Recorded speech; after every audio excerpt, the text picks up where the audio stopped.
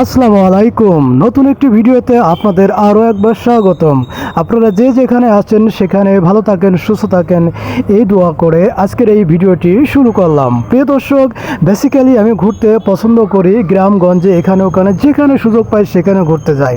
তো আমার এই ভিডিওগুলো যারা বেসিক্যালি ট্রাভেল করতে পছন্দ করেন, ঘুরতে পছন্দ করেন, তাদের জন্য এই ভিডিওগুলো করা।